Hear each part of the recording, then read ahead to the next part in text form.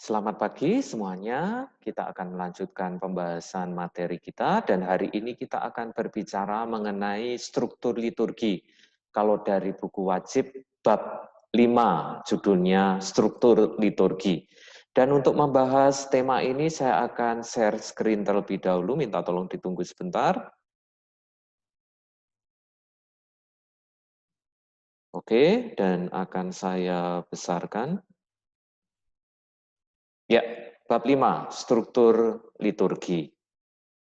Mungkin pertanyaan dari kita adalah, apa yang dimaksud dengan struktur liturgi? Kalau kita mendengar istilah struktur liturgi, yang dimaksud adalah bagaimana liturgi itu disusun, bagaimana liturgi itu sungguh-sungguh terlaksana dan berdaya guna sampai pada kita. Kita ingat pada bab pertama atau pertemuan pertama dahulu, kita sudah membahas mengenai arti dari liturgi.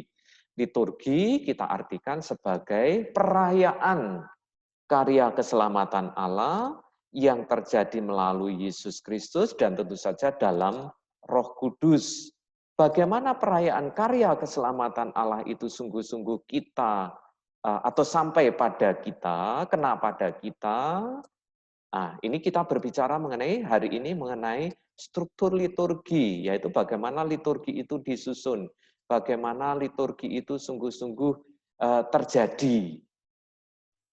Lalu strukturnya apa saja? Ada 4. Yang pertama, struktur dialogis, anabatis, katabatis, dan kita sudah beberapa kali mendengar penjelasan mengenai katabatis, anabatis, gitu ya.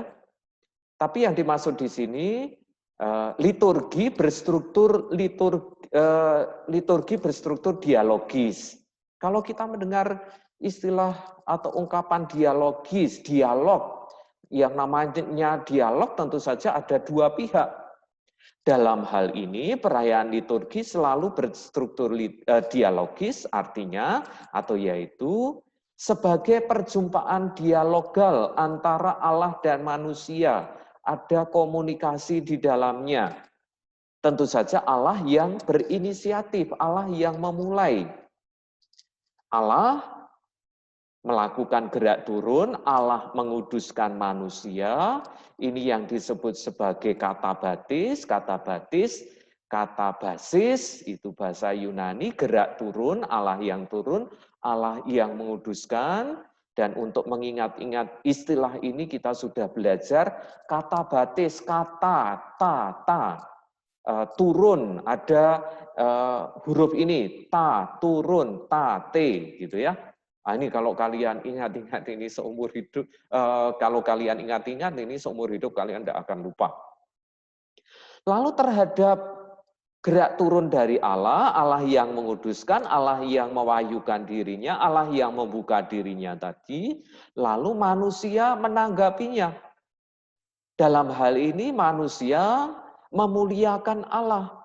Manusia melakukan gerak naik, disebut sebagai gerak anabatis. Anabatis, anabasis, bahasa Yunani juga, gerak naik. Artinya naik. Nah ini, ada sama-sama dua huruf ini ya, naik, anabatis, naik gitu. Nah ini pasti akan langsung masuk dalam ingatan kita ya. Allah yang turun, Allah yang menguduskan, Allah yang mewahyukan dirinya, Allah yang membuka dirinya, dan manusia menanggapi dengan memuliakan Allah.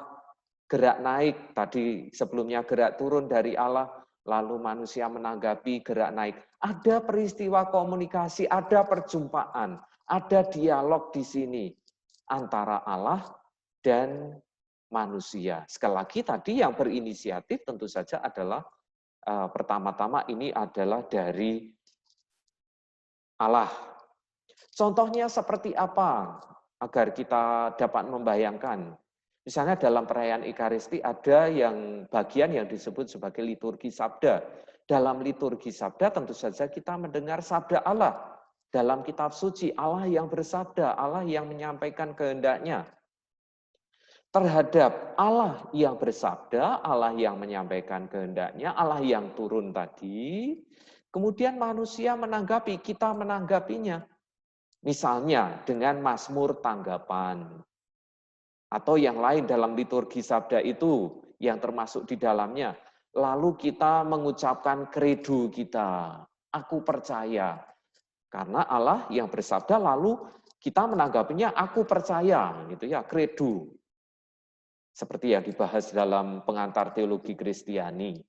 Tanggapan kita yang lain juga kita kemudian menyampaikan doa-doa permohonan kita. Karena kita yakin bahwa Allah yang akan menjawab, Allah yang sudah menyampaikan apa yang menjadi sabdanya, dan kita lalu menanggapinya juga dengan doa permohonan. Kita mempercayakan diri kita.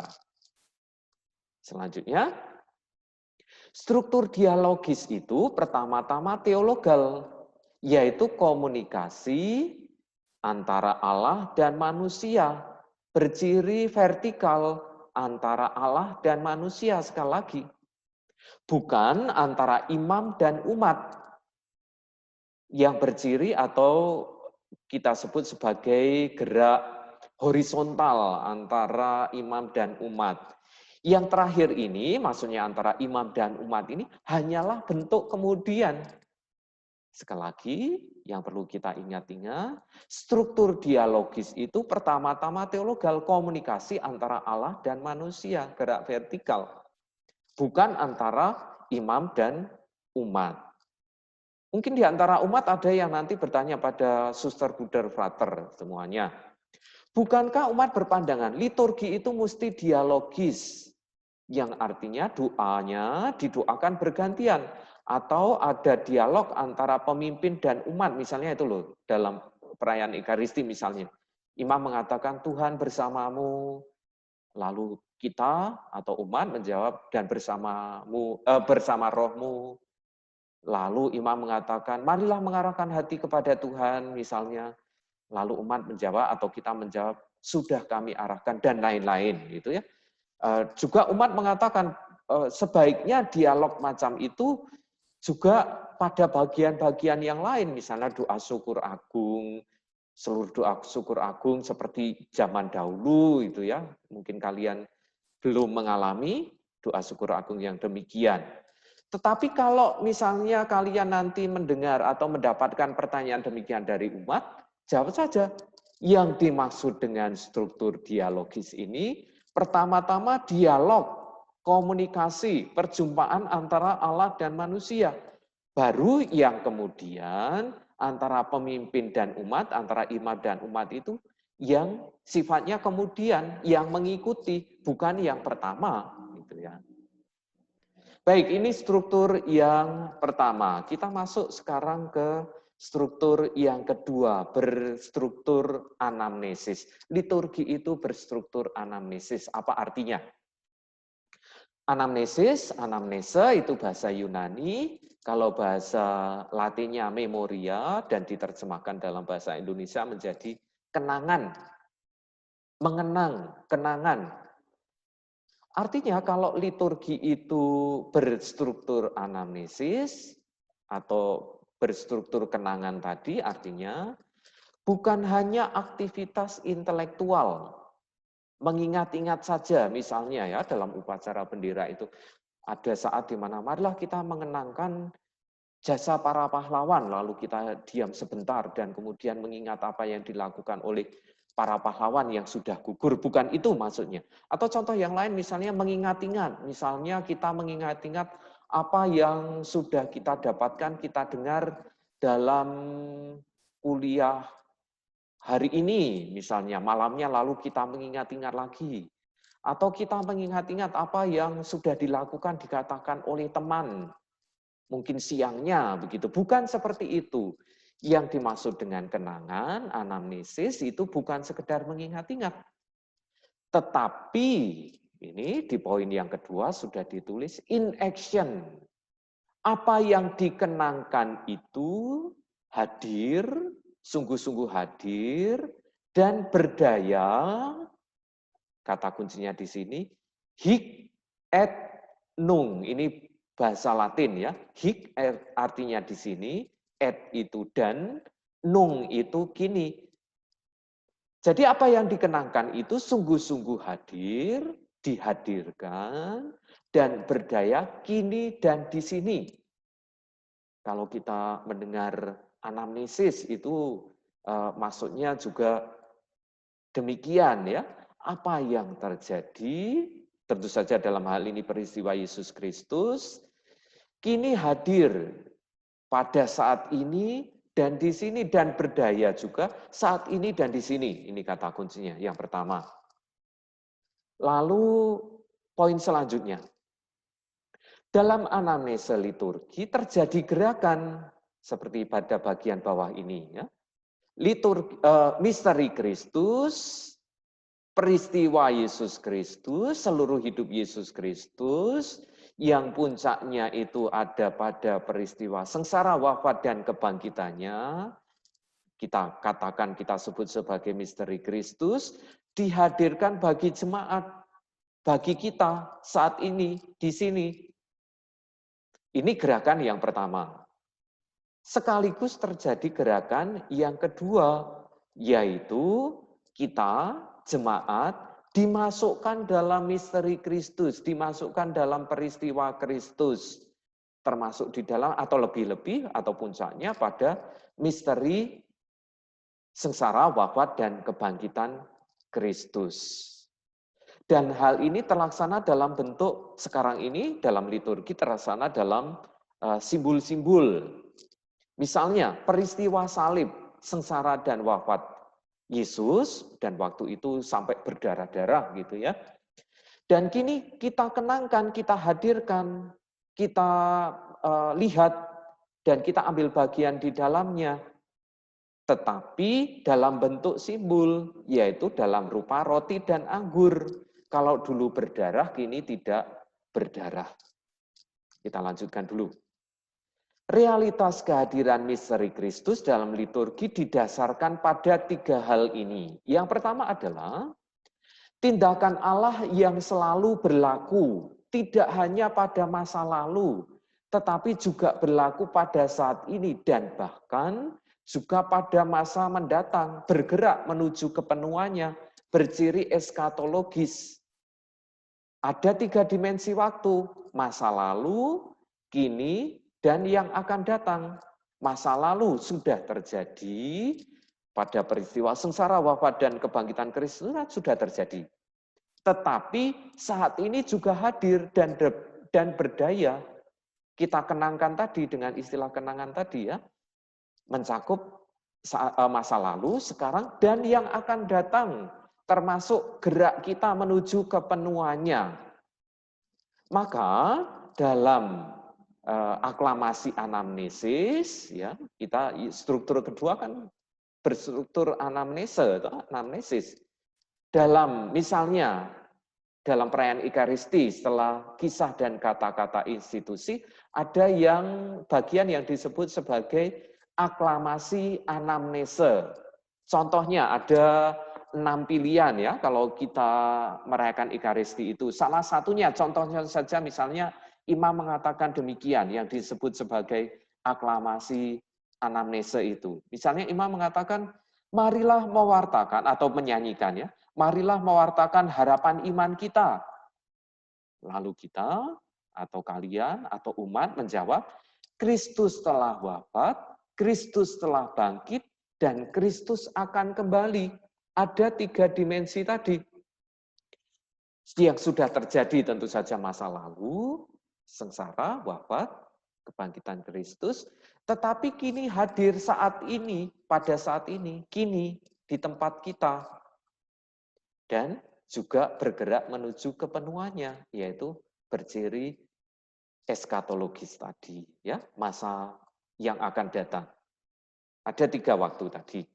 Lalu yang kedua adalah iman gereja, realitas kehadiran misteri Kristus dalam liturgi didasarkan juga pada iman gereja. Iman artinya tanggapan kita terhadap pewahyuan dari Allah tentu saja, kita menanggapinya dengan iman.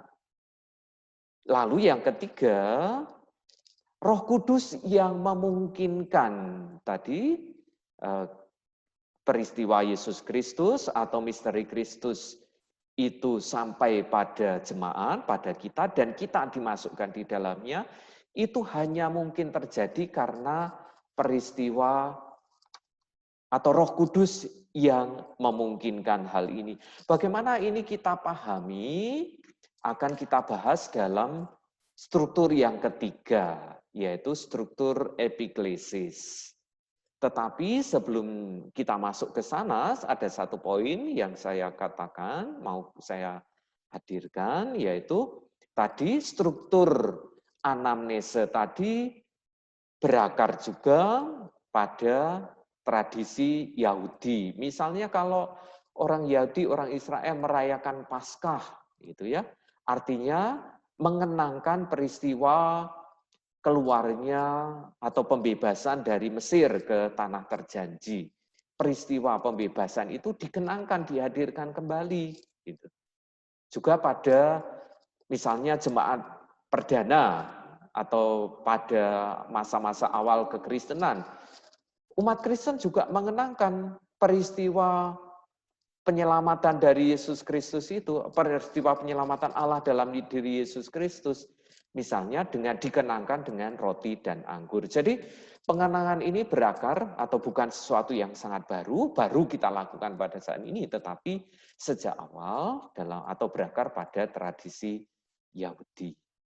Kita lanjutkan dengan struktur yang ketiga yang tadi sudah saya sebut, Roh Kudus yang memungkinkan. Ini yang disebut sebagai struktur epiklesis. Epiklesis berarti seruan permohonan akan datangnya Roh Kudus agar dia yang dimaksud di sini adalah Roh Kudus, menguduskan seseorang atau sesuatu. Epiklesis, itu bahasa Yunani ya, memanggil sesuatu, seruan atas. Tentu dalam hal ini adalah seruan kepada Allah, seruan kepada Bapa. Agar Roh Kudus turun, agar Roh Kudus ini menguduskan seseorang atau sesuatu. Menguduskan seseorang misalnya, atau contohnya dalam liturgi tabisan, entah itu tabisan diakon, tabisan imam, tabisan uskup. Intinya adalah dalam liturgi tabisan itu adalah doa atau seruan kepada Allah agar Roh Kudus turun dan menguduskan yang ditabiskan untuk pelayanan sebagaimana yang menjadi atau tabisan pada waktu itu, entah itu diakon, entah itu imam, entah itu uskup. Ya, sekali lagi di sini epiklesa atau epiklesis berarti seruan permohonan kepada Bapa sendiri, kepada Allah sendiri tentunya ya, untuk atau agar Roh Kudus turun, menyucikan, menguduskan seorang atau sesuatu. Tadi kalau seseorang contohnya misalnya pada saat tabisan. Kalau sesuatu, Roh Kudus menguduskan sesuatu itu contohnya seperti apa? Misalnya dalam perayaan Ekaristi, dalam bagian doa syukur agung itu ada bagian yang disebut sebagai epiklese konsekratoris. Misalnya kata-kata ini sebelum kisah dan kata-kata institusi itu loh, yang selalu kita dengar setiap hari dalam perayaan Ekaristi. Imam mengatakan demikian, ini saya membawa buku tata perayaan Ekaristi, saya bacakan. Maka kami mohon, kuduskanlah persembahan ini dengan pencurahan Roh-Mu, agar bagi kami menjadi tubuh dan darah putra-Mu terkasih, Tuhan kami Yesus Kristus. Sekali lagi saya bacakan. Maka kami mohon, kuduskanlah persembahan ini dengan pencurahan Roh-Mu. Dan seterusnya, ya. Jadi kita memohon kepada Bapa, kepada Allah sendiri tentunya, agar Roh Kudus turun dan menguduskan bahan persembahan. Nah, ini roti dan anggur ya dalam hal ini sesuatu contoh dari atau apa contohnya dari Roh Kudus turun dan menguduskan sesuatu. Tadi kalau seorang contohnya dalam peristiwa atau liturgi tabisan, sesuatu itu misalnya dalam epiklese, kalau dalam doa syukur agung kita ada dua ya, itu epiklese konsekratoris tadi, menyucikan roti dan anggur, dan ada juga setelah kisah dan kata-kata institusi juga Roh Kudus juga dimohon juga sekali lagi untuk turun. Ya, ini saya bacakan yang disebut sebagai epiklese komuni. Kami mohon agar kami yang menerima tubuh dan darah Kristus dihimpun menjadi satu umat oleh Roh Kudus. Sekali lagi Roh Kudus juga dimohon untuk menguduskan atau menyatukan, menyucikan kita. Ya. Paham epiklesis ini menangkal paham magis. Apa artinya? Paham magis artinya yang memandang kekuatan atau terkabulnya doa karena rumusan atau mantra atau angka atau waktu dan seterusnya, dan malahan bukan Allah sendiri. Padahal yang menguduskan atau yang dapat menguduskan, pengudusan itu hanya dilakukan, hanya dimungkinkan oleh Allah saja. Maka paham epiklesis ini menangkal paham magis. Contoh magis itu tindakan magis misalnya seperti ini. Misalnya kalau kalian atau kita berdoa novena, berarti 9 kali ya, entah itu novena 3 kali Salam Maria misalnya, atau novena Roh Kudus 9 kali juga, atau novena yang lain, doa entah itu doa tertentu, rosario, 9 kali dalam novena, begitu. Lalu kita memandang kalau terkabul doanya itu berarti karena kita berdoa 9 kali, misalnya 3 kali Salam Maria, begitu. Bukan seperti itu. Kalau seperti itu kan lalu kita justru jatuh ke paham magis tersebut. Seolah-olah memandang kekuatan terkabulnya doa karena kita melakukan doa 9 kali. Atau misalnya contoh yang lain, kita karena punya permohonan lalu berziarah ke 7 Gua Maria, entah itu Gua Maria yang dekat-dekat sini Jatiningsih, atau Sriningsih, atau Lawangsih, atau Sendang Sono, atau gua-gua Maria yang lain, begitu ya. Dan kalau terkabul lalu kita memandang seolah-olah itu ditentukan karena kita sudah mengunjungi 7 Gua Maria, begitu. Kalau seperti ini kan berarti kita jatuh ke paham magis, ya. Lalu dengan struktur epiklesis ini mau disampaikan juga kepada kita bahwa pengudusan atau terkabulnya doa itu sungguh-sungguh atau semata-mata hanya tergantung pada Allah saja. Allah sendiri yang berhak, Allah sendiri yang berkuasa, bukan karena apa yang kita lakukan. Misalnya terkait dengan rumusannya, terkait dengan doanya, terkait dengan berapa kali, terkait dengan kapan itu dilakukan, bukan demikian. Ya. Anamnesis berarti menghadirkan karya keselamatan Allah, dan itu hanya mungkin tentu saja dalam Roh Kudus ini ya, maka berciri epiklesis tadi pada struktur anamnesis kan kita sudah mengatakan bahwa itu terjadi karena Roh Kudus sendiri yang memungkinkan. Maka struktur yang ketiga ini berciri epiklesis. Epiklesis dan anamnesis tidak dapat dipisahkan tadi, seperti yang sudah saya sebut juga ya. Pengenangan karya keselamatan Allah sampai pada kita itu berciri atau dimungkinkan karena Roh Kudus ya, maka berciri epiklesis tidak dapat dipisahkan ya. Sebetulnya struktur yang ada yang kita bahas hari ini tidak terpisah satu sama lain, tetapi saling berkaitan dan saling mengandaikan. Ya. Tadi unsur dialogis, katabatis, anabatis, lalu anamnesis, dan sekarang epiklesis itu tidak terpisahkan. Sekarang struktur yang keempat, yang terakhir, struktur simbolis. Liturgi berstruktur simbolis karena Allah sendiri menjumpai kita dengan simbol atau budaya kita seperti tampak dalam misteri inkarnasi. atau peristiwa Paskah. Misalnya, dalam misteri inkarnasi Allah menjadi manusia. Allah hadir, Allah berkomunikasi pada kita, menggunakan apa yang ada pada waktu itu. Allah hadir dalam diri Yesus, ya. Dengan yang Yesus yang hidup dalam budaya Yahudi, Yesus yang menggunakan bahasa yang dipakai oleh orang-orang Israel. Yesus juga menghidupi dalam tata cara yang ada di budaya Yahudi sana, begitu ya. Jadi Allah sendiri menjumpai kita juga dalam simbol, dalam budaya kita. Lalu terjadilah atau dimungkinkanlah komunikasi tadi, dialog tadi, karena lalu sambung. Coba bayangkan kalau tidak lalu kita pahami dalam entah itu budaya, bahasa kita, tentu saja tidak akan terjadi dialog tadi ya, yang struktur yang pertama tadi. Lalu yang kedua, manusia tidak lepas dari simbol dimensi antropologis atau historis. Maksudnya kalau kita sehari-hari kan tidak lepas dari yang namanya simbol. Misalnya kita mulai bangun pagi, nanti sampai kita berangkat tidur lagi, begitu. Tidak lepas dari yang namanya simbol. Kita bertemu dengan orang lain, kita sudah berkomunikasi, berkata-kata juga melalui bahasa.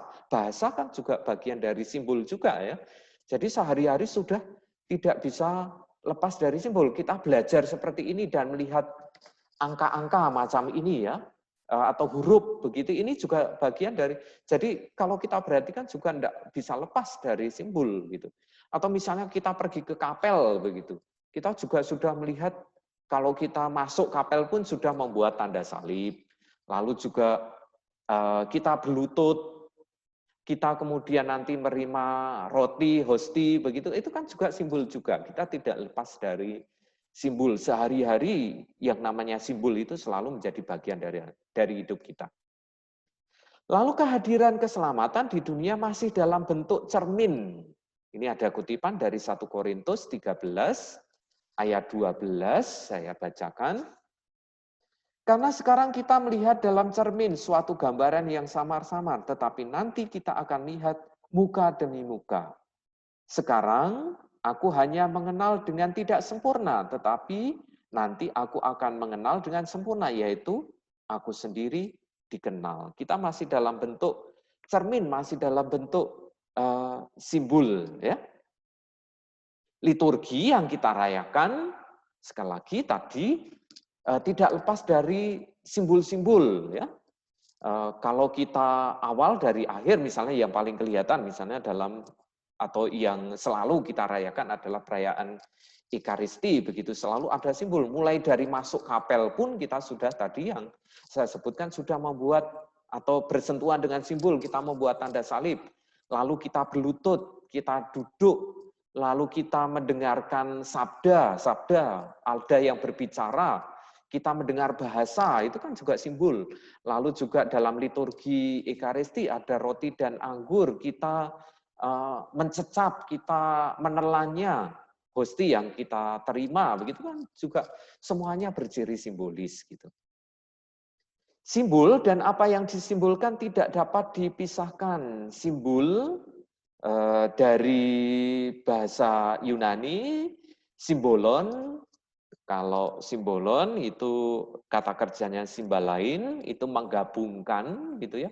Jadi pada waktu itu kalau ada perjanjian dua orang begitu yang disimbolkan untuk menghadirkan apa yang menjadi isi perjanjian tadi, misalnya dengan mematahkan sesuatu atau misalnya menyobek sesuatu gitu ya. Misalnya contohnya kertas ini, ini contohnya kertas seperti ini ya.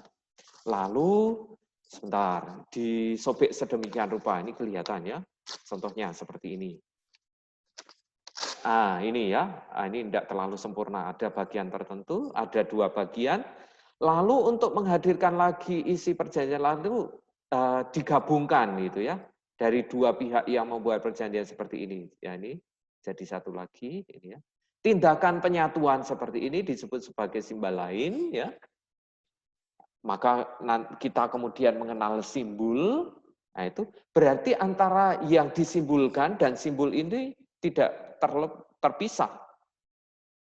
Ini poin ini dikatakan simbol dan apa yang disimbolkan tak dapat dipisahkan. Ya. Kedua segi dialogis, katabatis dan anabatis. Lalu tadi ya yang saya sebutkan, struktur anamnesis, struktur epiklesis juga berciri simbolis. Tadi misalnya contohnya struktur anamnesis, pengenangan tadi ya. Wah, ini salah pencet, saya kembali. Ini bab selanjutnya.